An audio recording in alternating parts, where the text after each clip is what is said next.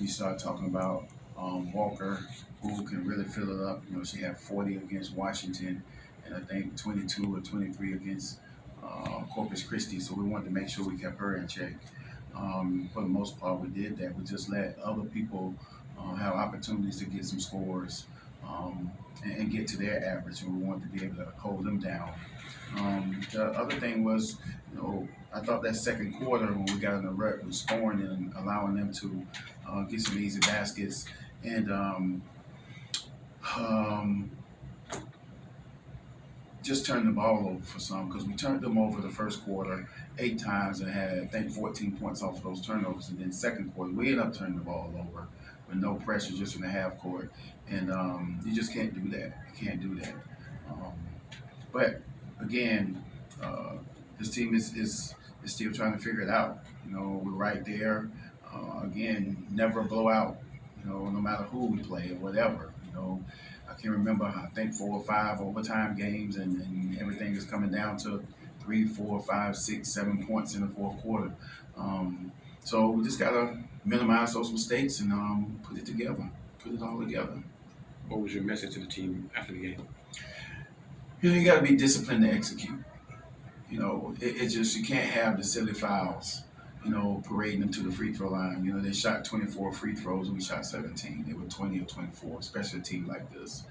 You have to just be constant because a rhythm team like this in the half court, they will wear you out with everything they do. You had a scrambling when you let the ball go from one wing to the middle, then to the next wing. We wanted to be able to deny that, but my message to them was we have to continue to get better. We have to continue to be who we are because, again, I thought we could have turned this team over 30 times, and I think we only turned them over 19 times. Again, being disciplined was another part of that. And when we get into those ruts of, where it's difficult for us to score, we're standing around watching one person shoot the basketball and then coming down and just looking whether instead of doing what we did the first quarter, we're playing the ball movement, everybody touching the ball, and then we're getting a good quality shot. And that's all we asked for.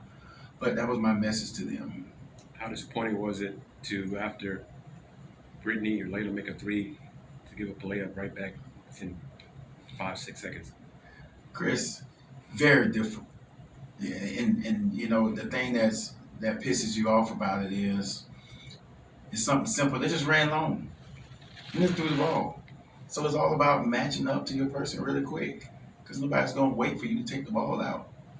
Nobody's going to wait just to let you set up, because again, they were worried about the back doors. I told them, don't worry about the back doors. We can give them 30 back doors. I bet you they won't make them. They might have made 2 out of the entire game because we rushed them. And that's not who they are. They're not a backdoor team. So that's why they miss all those backdoor easy layups. And so I told them to stay up the line and be able to continue to do that. But again, you're dealing with 18 to 22-year-olds who are still trying to figure it out as well. Coach, their runouts were another major effort, and it was like you made changes, and then you were forced to call a timeout because there was too many runouts that were going after a made bucket or after a miss. Exactly. And the thing that you have with that is, not paying attention on the bench or being locked in the game. The other thing you have with that is, as a coach, it puts you in a decision whether do you just want to fall back and be in half court. Well, I know it's going to be a challenge trying to guard them in half court over 1 day prep or what they do. Man, please, we couldn't have been able to guard all of that in the half court off of 1 day prep. And that's why I told our girls it's going to be a battle of us in the full court because they couldn't prepare for that in 1 day. We both had 1 day in between. And so that's why we elected to stay in our full court. And again, it worked for us. We turned them over 19 times. We got to the free throw line. We got there. We got back within 6 twice, maybe 3 times. But again, you have to be disciplined and execute down the stretch to be able to pull these games out. How good was it to see Brittany break out her shooting slump from 3? Exactly. Really, really good. And that's what I told her because that second quarter, she was not in it at all. She was allowing her person to catch the ball all over the floor. And when I subbed her out and I was like, Brittany, what is it? And she said, I don't know.